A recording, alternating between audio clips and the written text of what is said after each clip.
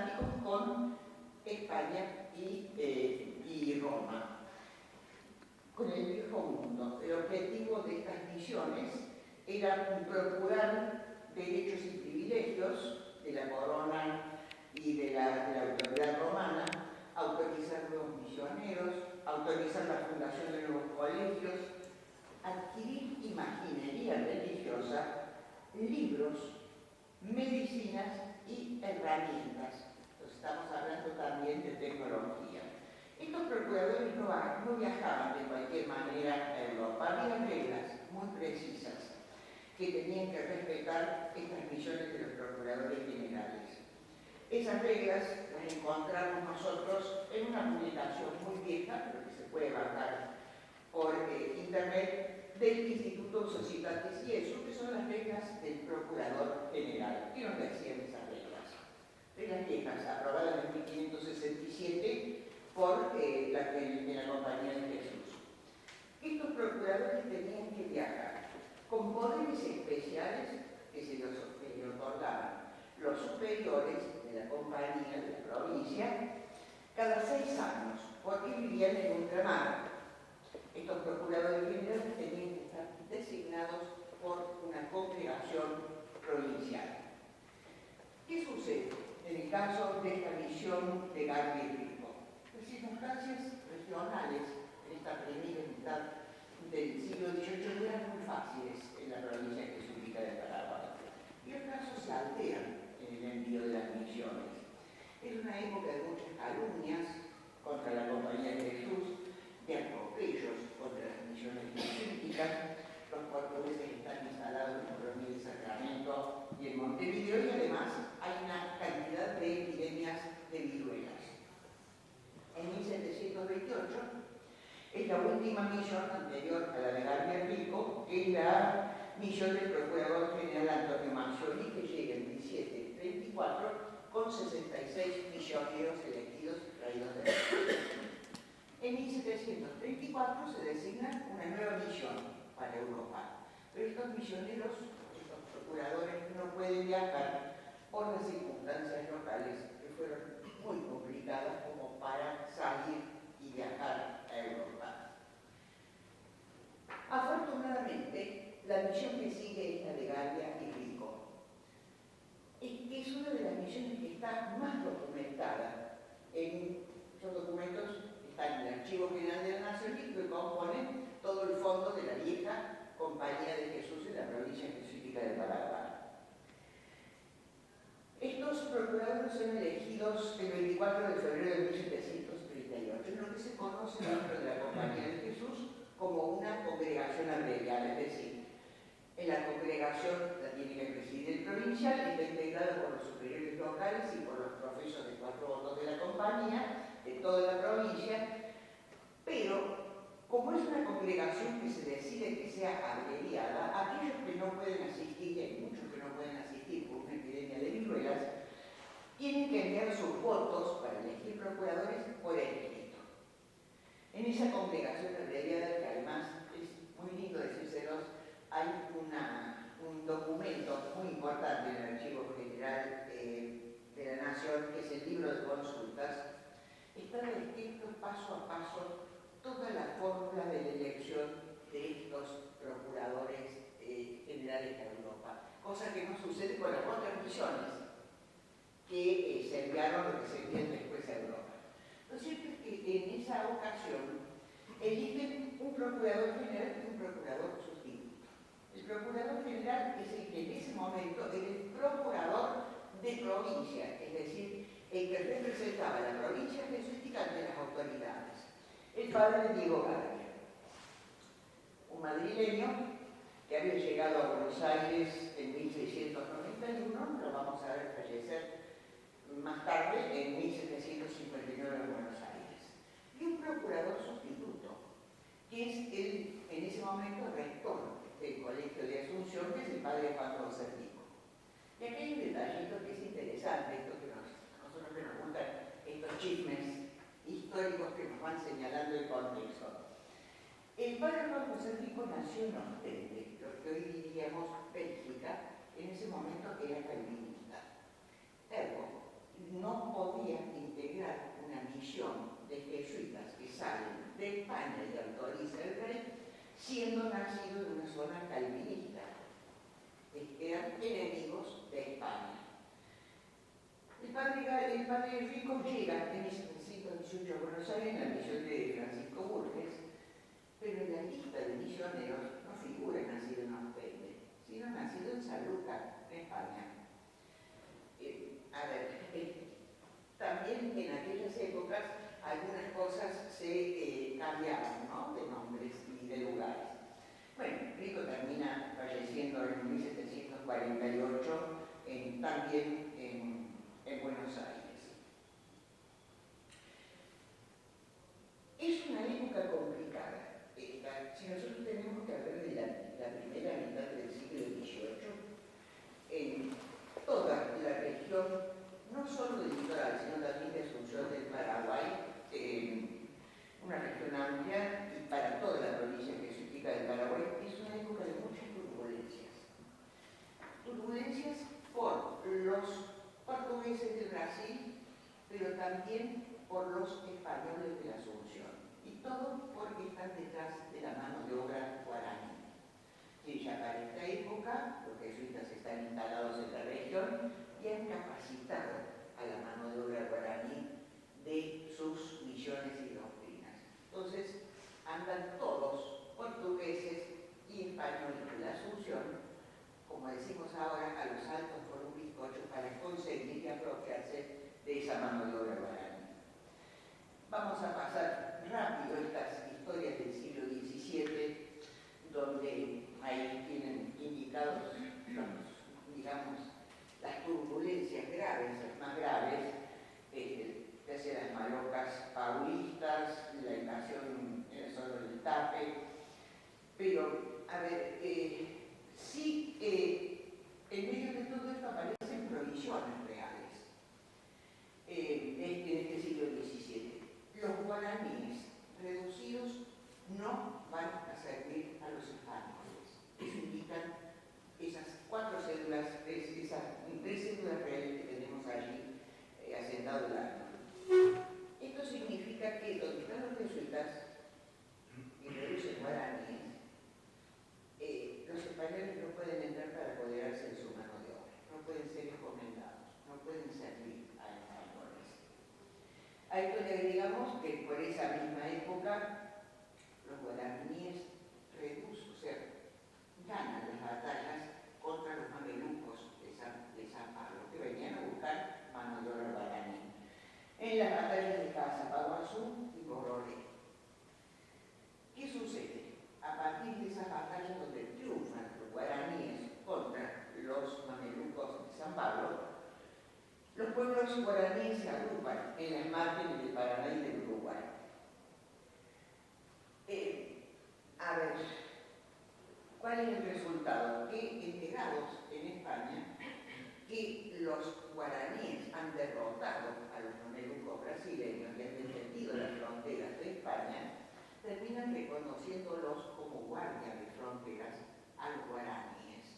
No es un tema menor. Pero allá por mitades del siglo están los dramas contra el Bernardino de Cárdenas, que es un enemigo declarado de la Compañía de Jesús, particularmente de los pueblos, de las misiones guaraníes, porque quiere sacar a los jesuitas de las misiones y encomendar a los indígenas en los españoles de Asunción que lo están reclamando a los niños. En 1649 hay una real cédula de los reyes de España, donde se declara que los pueblos de las provincias de Uruguay, Tapa, Río Paraná y Tatín, de la gobernación del Paraguay, son vasallos del rey y guarnición de fronteras. Si son vasallos del rey, esos guaraníes no prestan tributo ni servicio a los españoles de Asunción ni de ningún otro lado, solamente al rey. Como contrapartida, este cardenal Bernardino de Cárdenas, obispo de Asunción, logra otra real cédula, sobre las misiones de los jesuitas en las poblaciones guaraníes. Con lo cual, las reducciones ya dejan de ser reducciones y pasan a ser doctrinas. No es un tema menor, el patronazgo real tampoco es un tema menor, esto que esgrime el obispo Cárdenas, porque en realidad el patronazgo real es una concesión papal a los reyes, en este caso de España, donde les otorgaba el derecho a elegir obispos y otros cargos eclesiásticos a los reyes a cambio de apoyar la evangelización sobre estas nuevas tierras. Esa es la aplicación del Real Patronazgo. ¿Qué es lo que pasa a partir de 1654, cuando los pueblos son reconocidos como doctrinas, no como reducciones? ¿Quiénes eran los sacerdotes que se iban a encargar de estas doctrinas guaraníes? Tenían que ser aprobados por el obispo. El depósito provincial presentaba 3 nombres de jesuitas, el obispo los aprobaba o no, si los aprobaba, el gobernador era el que autorizaba que esos 2, ese cura y ese hermano, fueran a los pueblos de las antiguas misiones que ahora ya eran doctrinas. Cuando nosotros estamos llegando al siglo XVIII, esos tiempos complejos se agravan todavía más para la provincia jesuítica de Paraguay. Estamos siempre hablando del contexto de estas misiones.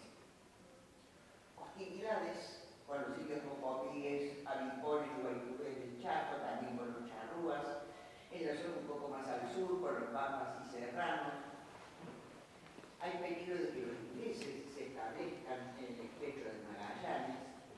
Hay un avance portugués muy fuerte en Colonia del Sacramento y en Montevideo, que además en este momento está generando también un importante contrabando, apoyado por los ingleses. En Asunción hay tumultos promovidos por un gobernador intruso Antequera, que también andan buscando apropiarse de la mano de obra guaraní de las misiones, y encima es una época de muchas calumnias contra la Compañía de Jesús en la provincia jesuítica del Paraguay, que no son 30 las doctrinas, que son 42, que la comercialización de la yerba es muy alta. Los jesuitas en sus doctrinas promovían la producción de yerba que se comercializaba en el resto de Hispanoamérica, y además que tenían minas de oros en las misiones, y que el tributo anual que pagaban por los guaraníes era muy bajo y que debía ser mucho más alto. A esto le agreguemos los conflictos bélicos en Europa. Yo ahí les cuento en la diapo, no nos vamos a creer en ellos, pero el siglo XVIII es un siglo de guerras importantes en todo el continente europeo. A ver, capaz que en realidad durante toda la historia de Europa sus guerras fueron importantes, no solo aquellas, pero bueno. Lo cierto es que en este caso, en este siglo XVIII, las guerras se empiezan con la guerra de sucesión de España. Con el tema de la dinastía de los Borbones, cae la dinastía de los Habsburgos. Bueno.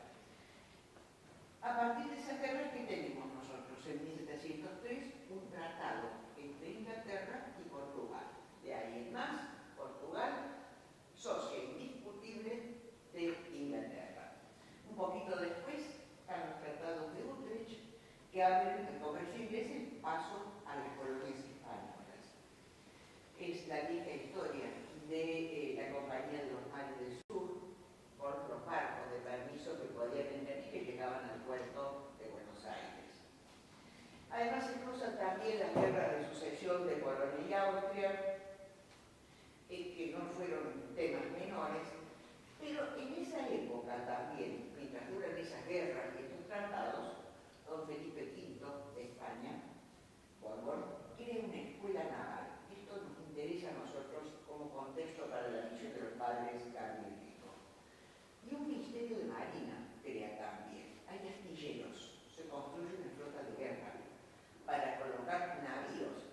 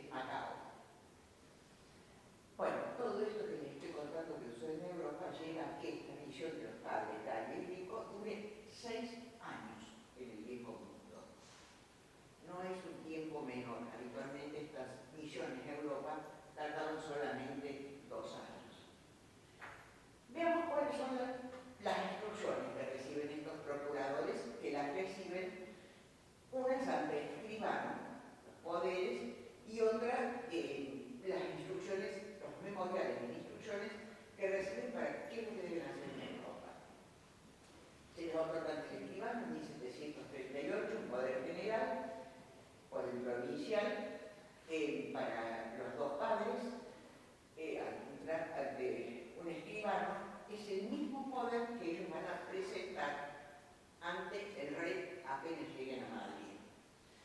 En ese poder se los autoriza a sacar breve, bulas, cédulas, mercedes, provisiones, reclamar deudas viejas, dar cartas de pago, vender, comprar, remediar los daños que los vecinos de San Pablo de Brasil hacen sobre las reducciones del Paraguay y las misiones de los chiquitos, y asistir a las congregaciones de los procuradores generales que se hacen en Roma. Pero también están los memoriales e instrucciones más precisos, estos no son ante escribano. El provincial les insiste en que deben tener siempre un trato modesto, religioso y afán en todos los caminos y posadas. Uno imagina que los riesgos que corren los sacerdotes que van y los misioneros que vienen por esos largos caminos deben ser muchos para su pérdida de la fe. En Madrid se les dice en estos memoriales, y acá estamos viendo las relaciones políticas que tiene la Compañía de Jesús en Europa. En Madrid deben recibir consejos del Padre Procurador General de Indias en Madrid, del Marqués de Castelfuerte y del Padre Confesor. En el Real Consejo de Indias, con sus poderes y un memorial, tienen que pedir licencia para que les permita pasar a Roma. Y en otro memorial tienen que pedir al rey, al Consejo de Indias, 55 sujetos que autoricen la venida de 55 sujetos a la provincia, y este memorial está acompañado por informes de gobernadores y de obispos de esta zona diciendo si se necesitan todos estos misioneros, etc. A ver, lo cierto es que en algunos momentos le están insistiendo a estos procuradores que tienen que traer en esa misión 15 sacerdotes, 30 hermanos coadjutores y novicios, y de 30 hermanos estudiantes, y 10 hermanos coadjutores. Los hermanos coadjutores nunca llegan a sacerdotes, no pueden casar, no pueden dar misa, etc. Pero todos tienen sus oficios. Es decir, arquitectos, ebanistas, procuradores en economía, tejedores, esos son los hermanos coadjutores, que son los que vienen con las tecnologías nuevas a estas tierras. Y dentro de eso se les pide que de esta hermana tienen que traer 2 hermanos parobrajes de paños y estameñas, no es poco, un tundidor, 2 carpinteros y de otra cualquier provincia, 2 albañiles y labradores. Todos los padres y hermanos que vengan en la misión tienen que traer con claridad los años de sus estudios y las aprobaciones. Pero además, dentro del memorial, y esto es lo que nos interesa más a nosotros, les dice que ustedes llevan un negocio principal. Ese negocio principal es el alivio y defensa de los guaraníes para desviar en cuanto fuere posible el mayor tributo que se intenta imponerles. Que las vaquerías en el medio entre los ríos Negro y Uruguay sean de los 30 pueblos y que no se pierdan los derechos a las vaquerías del mar. Pueden comprar todos los encargos, llevan dinero para comprar todos los encargos de los de casa, es decir, miembros de la orden, pero muy pocos de afuera. Y dice algo muy gracioso, los libramientos del rey, porque la corona tiene que pagar el viaje de los misioneros, traten de cobrarlos allá. Aunque sea cediendo algo a los ministros que intervienen en ellos. ¿Cómo le llaman a eso? Algún regalito, alguna cosa. Y si no fuere posible, que vengan, que traigan las libranzas para que se paguen aquí en Buenos Aires o Potosí, está hablando de las cajas reales. O sea, si ustedes no pueden lograr que la corona pague antes lo que cueste el viaje, por lo menos que se pague aquí. Lo cierto es que estos 2 señores están 6 largos años en Europa. Muy rápido navío, les comentamos que parten de Buenos Aires en 1739, a comienzos de ese año, y en julio llegan a Madrid. En 1740 ya están en Roma, asistiendo a la congregación de procuradores generales de la Compañía de Jesús. Regresan a Madrid y obtienen el permiso del Consejo de India para llevar 65 misioneros, pero después logran que les autoricen 10 sujetos más. En octubre de 1741, el padre Garbia sale de Madrid a Santa Lucía y Rico se queda en Madrid. Se queda en Madrid encargado de las negociaciones. ¿Sabe qué negociaciones? De obtener la famosa cédula grande. Es el negocio principal que se les ha encargado. En septiembre del 44, Rico viaja hacia Andalucía y en marzo del 45 embarcan en Cádiz y llegan a Buenos Aires el 15 de julio de ese año 45. Los documentos traen la reseña de los embarcados, que son unas reseñas hermosas, a ver, sin documentos de identidad, sin fotos, describen físicamente a cada uno de los misioneros.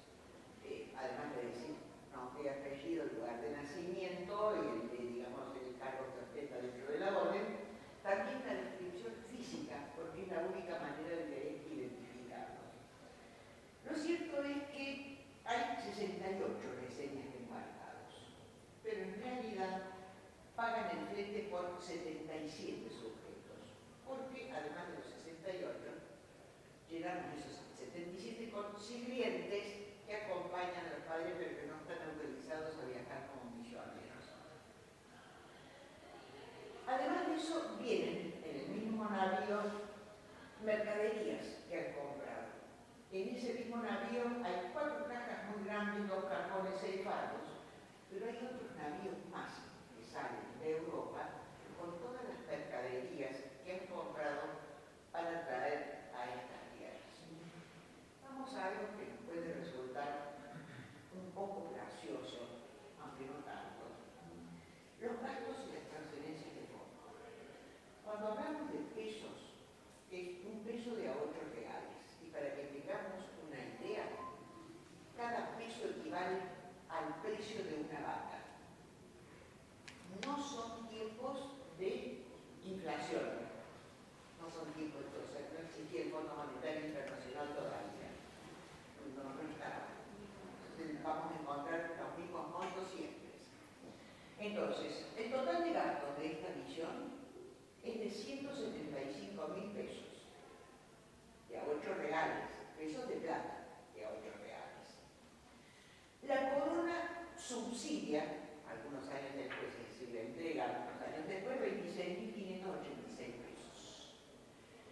¿Por qué? Porque la corona tiene que abonar los gastos de viaje de los misioneros desde Europa, la reunión de los misioneros en España hasta su embarque, que hay montos que están fijados por el Consejo de Indias, que es el subsidio de viaje desde el colegio donde es el misionero hasta Cádiz es de 7 reales por día, el otro de camino, el de permanencia en Cádiz es de 2 reales cada día.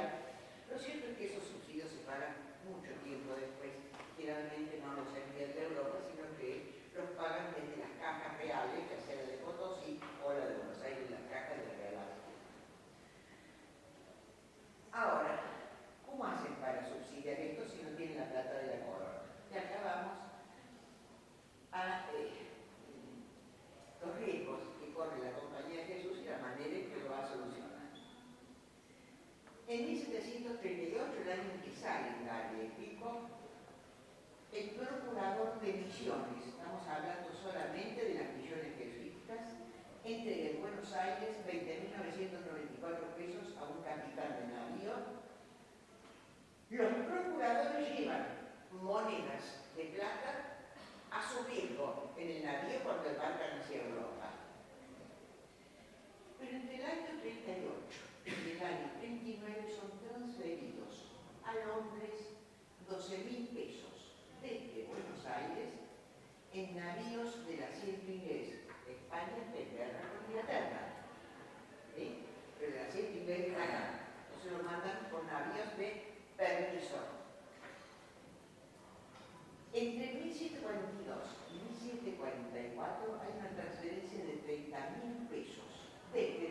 padre era Río de Janeiro y Lisboa.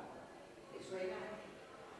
Estamos hablando de Río de Janeiro y Lisboa, Portugal, asociada con el Tratado de Tetuán a Inglaterra. ¿Quién está ahí dando una mano? El padre Manuel Campos y la famosa Compañía de Macao. Para que tengamos una idea, un dato geográfico, el padre Manuel Campos, portugués, nació en Évora, estudió en la Universidad de Évora, es miembro fundador de la Academia Real de Historia Portuguesa, es cosmógrafo, matemático y geógrafo, es el confesor del príncipe Antonio, el hijo del rey de Portugal. Es autor de numerosas obras de geografía euclidiana y trigonometría.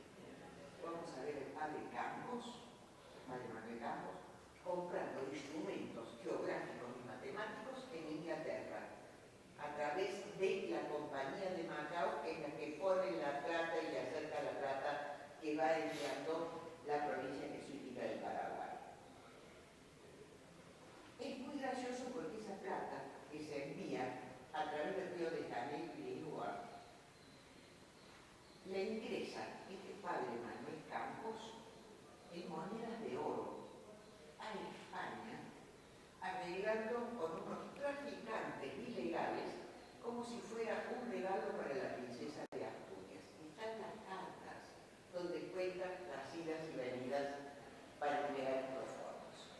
Veamos otra cosa más, la prorrata final de los gastos. Por orden del padre general Tirso González, el prorrateo de los gastos de la misión se tiene que hacer dentro de la provincia jesuítica del Paraguay según la cantidad de sujetos de cada lugar. Y entonces, en ese momento en la provincia hay 265 sujetos, es decir, miembros de la compañía, 186 en los colegios y 79 en las misiones. A mí me interesan los gastos de las misiones. Que deben pagar las misiones guaraníes son 27.464 pesos de aquel total que vimos recién. Más lo que se gastó en compras para las misiones, 2.959 pesos. Más 5.278 pesos de la prorrata de la misión anterior, que todavía no había pagado las misiones de acá. Esto hacía un total de 35.700 dólares. Pero las misiones habían entregado 26.653 pesos. Miren esto, señores de las misiones, les están debiendo 7.047 pesos, 5 reales.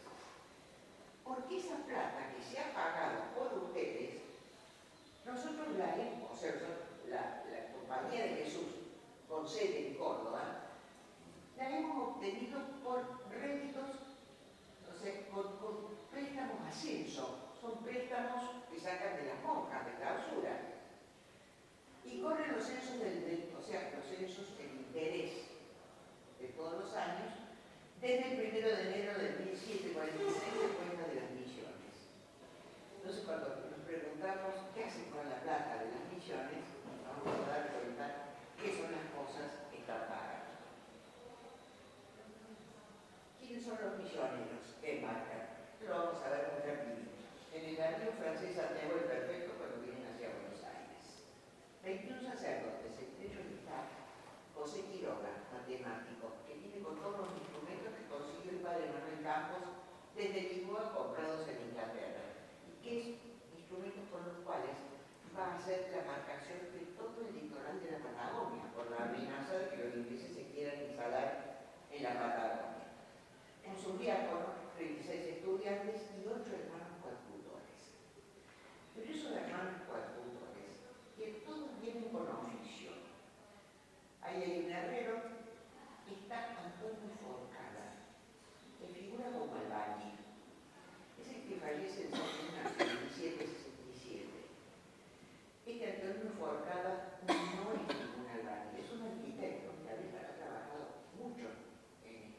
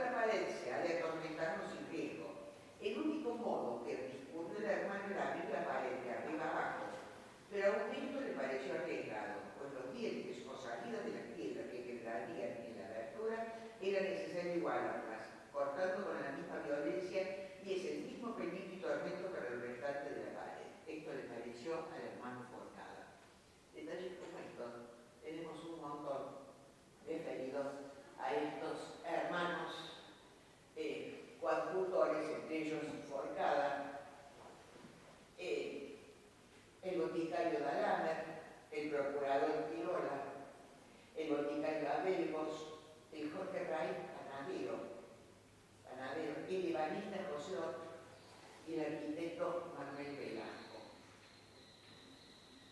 Adquieren bienes para las misiones. Son páginas y páginas con los tipos de bienes y la cantidad de bienes que van ingresando acá cuando llegan a Buenos Aires. Solo ponemos los de las misiones, no para el resto de la provincia que muchísimos libros de devociones, hostiarios de bronce, 28.000 medallas del corazón de Jesús, más de 1.000 crucifijos, muchos relicarios y reliquias, muchas estatuas de Cristo crucificado, de San Liborio y de Nuestra Señora de Loreto, o casualidad, miles de rosarios, muchos bienes para ornato religioso. Estamos hablando de las capillas de las doctrinas guaraníes, para eso, solamente eso no. Muchas de San Liborio, porque es el patrono de la buena muerte, y que ayuda con los cálculos lineales. Una estatua de San Liborio con su urna y estatuas, muchas estatuas. Muchos ojos de vidrio para los santos que tallaban los guaraníes, los rebanitas guaraníes. Casullas, imágenes de madera de Nápoles, compradas en Nápoles, muchos ramos plateados, comprados en Roma, y a ver, diseños de altares, estamos hablando de diseños que venían en papel, y especialmente diseños de águares. Sabemos que había un diseñador en Madrid que se llamaba Álvarez, que por entonces era muy jovencito, y espabiladeras. Y después medicinas, muchas medicinas, estuches con lanceta de cirugía y muchos libros de medicina, muchos. Pero veamos esto otro, mapas de las misiones. No me pregunten cómo. De papel de seda, mapas de las misiones. Armas. Esto viene a las misiones, fusiles, pistolas, pistoletes de sacar fuego, que son armas de fuego de cortas. Muchas herramientas para trabajos rurales. Muchos bienes para los borrajes textiles, donde se tejían el algodón. Muchas herramientas para carpintería y construcciones.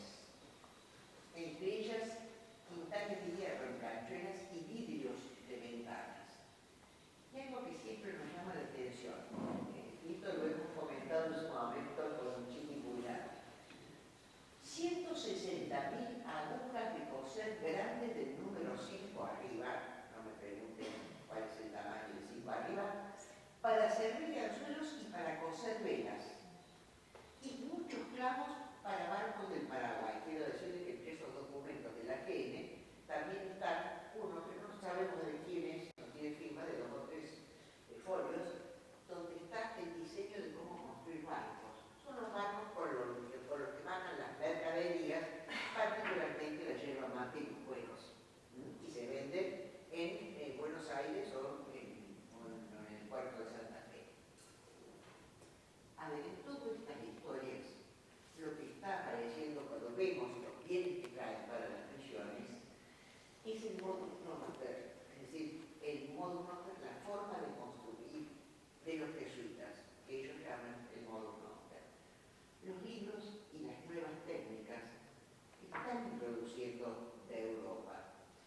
Fíjense ustedes que en el año 1742, mientras se preparan para venir en la misión del Padre Rico, el hermano Forcada está en Barcelona, no solo que es un arquitecto que ya ha trabajado y intervenido en obras de arquitectura de la Compañía de Jesús, pero en ese momento está aprendiendo a fabricar papel con trapos del Godó.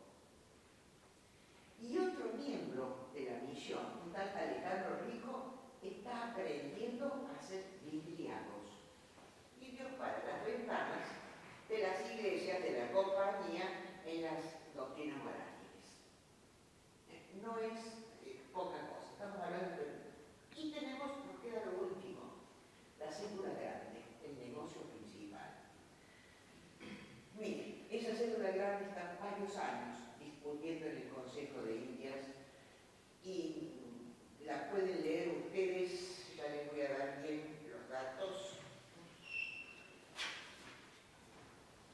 En el padre Pablo Hernández, año 1913, en Pasteles, en Antonio Israel, está completa. Son muchas hojas la cédula grande, porque la cédula grande además incluye los considerandos de cada uno de sus capítulos.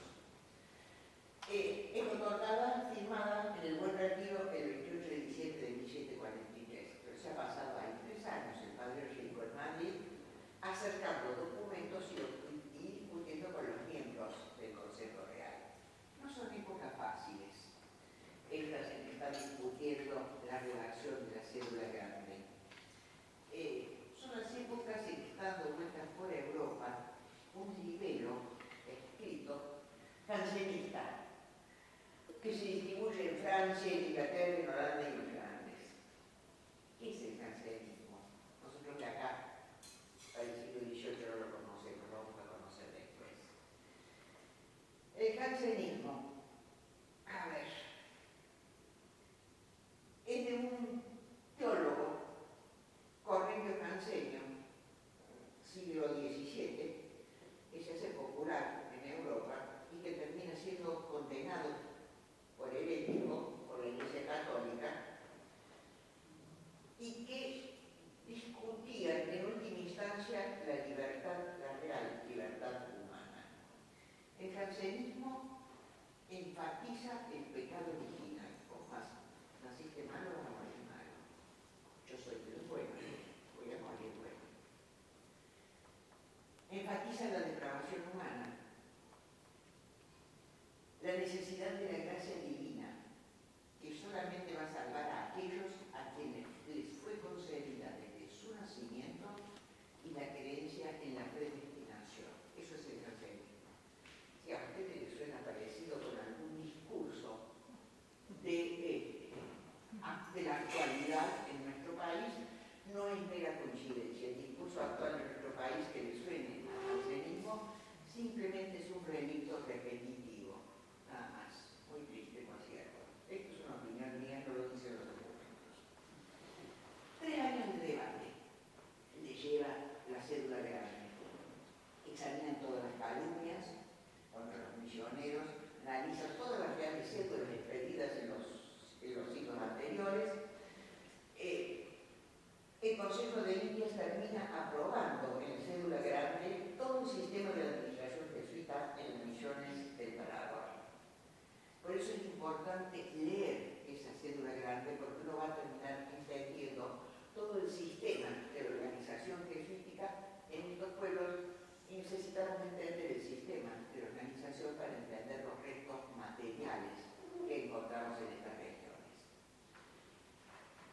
La primera impresión de la cédula grande se hace a costa del Consejo, pero lo cierto es que concurrieron con algún agasajo para esa primera impresión, al que había ayudado, es decir, siempre había algún chocolate, yerba mate o algún regalo en oro o en plata para llevar en esas situaciones.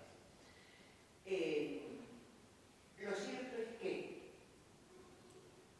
veamos algunas cosas de la cédula grande para entender. Los pueblos y tribus. La cédula grande dice que los pueblos guaraníes de las misiones son 30 y no 42.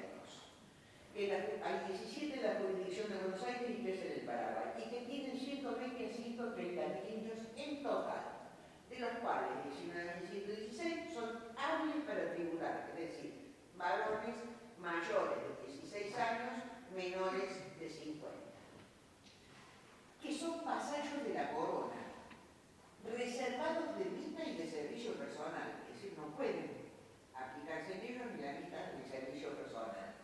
Y son considerados presidiarios, es decir, soldados de frontera, eso significa presidiarios, opuestos a los portugueses de Brasil. El sínodo de los misioneros se cubre del tributo que tienen que pagar los indígenas, y que el tributo sea en lo que producen en las misiones, lo cual elimina el tema de hacer la venta y el comercio para obtener monedas de cambio. No se tiene que aumentar el tributo de un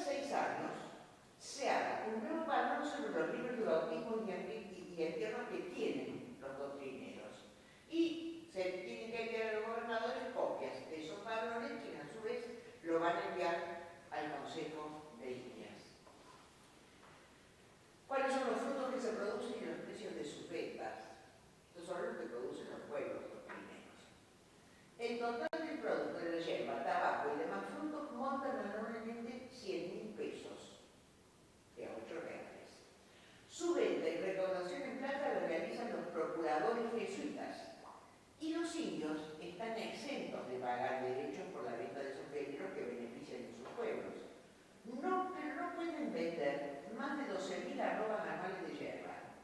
Y estas tienen que estar certificadas por los oficiales de Real Hacienda, que están en Santa Fe y en Buenos Aires. Con esos 100.000 pesos, los jesuitas obtienen los 30 pueblos con 130.000 habitantes para comprar instrumentos de labor y mantener las iglesias.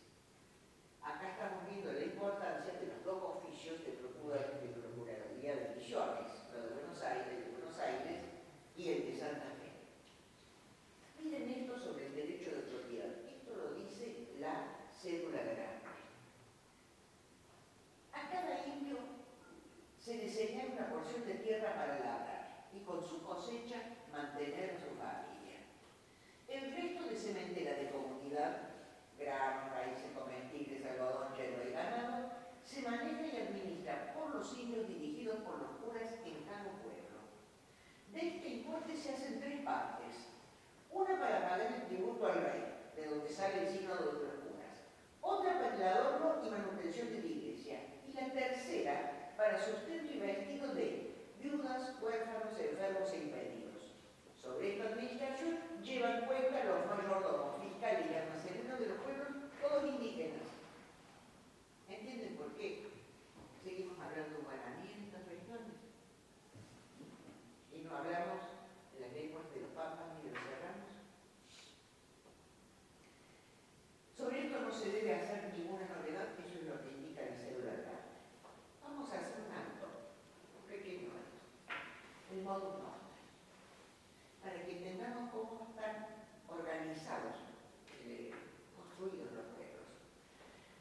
Año 1609, la primera instrucción del padre Diego de Torres para el Guairá, es decir, para aquellas zonas, sobre el modo de establecer pueblos de reducciones. Estas son las instrucciones. En las iglesias deben hacer capilla de Nuestra Señora de Loreto. No es un tema menor, que todas, una capilla. Las iglesias tienen que tener 40 pies de largos, 20 de ancho y 25 de alto con el altar y lo demás. En el altar principal, imágenes de nuestros venerables padres, Ignacio y Javier, en ese momento todavía no habían sido santificados para ese año, aunque sean de estampas, por eso vienen muchas estampas de Europa. ¿Cómo tiene que ser el asiento de las reducciones? Informarse con personas de buen ejemplo, llegar al lugar y dar vuelta a la tierra. Elegir el puesto de mayor y mejor comarca, que tenga agua, pesquería, buenas tierras que no sean regadizas ni de mucho calor, sino de buen temple, sin mosquitos donde puedan mantenerse y sembrar hasta 800 o 1000 indios. Lo de los mosquitos se olvidaron, no pudieron solucionarlo. ¿Cómo tiene que ser la traza del pueblo? Año 1609.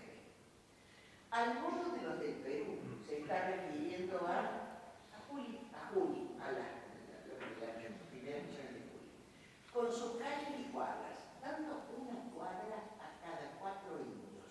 Una cuadra son más o menos 100 metros. Un solar a cada uno, es decir, a cada grupo familiar. Cada casa tenga su huerta, la iglesia y casa de los padres en la plaza, dando a la iglesia y casa el sitio necesario para el cementerio. La casa pegada a la iglesia de manera que por ella se pase a la iglesia, haciendo en esto primero la casa de los indios, una pequeña para los padres y una enramada para decir misa, año 1609. Escuchen, seguimos con las instrucciones de Diego de Torres. No sean pesados ni cargosos con los indios, bauticen y curen a los enfermos. Los niños aprendan la doctrina y de ellos escoger algunos que canten y lean. Hagan flautas para que sepan tocarlas y uno de ellos deberá ser maestro por adulto. Pongan cuidado en el catecismo, traigan todos rosarios al cuello. Cuando hablábamos de 20.000 rosarios, que sabemos por qué. Pongan cruces en las entradas de chacras y pueblos. Que a los pobres impedidos hagan sus chacras. Señalen sacristanes y fiscales. Haya libros de bautismo y casamientos. Un libro de catálogo general de todas las gentes por parcialidades, caciques, maridos, mujer e hijos. Se apliquen a hacer sus chacras, a tejer, sembrar algodonales, frutales y legumbres,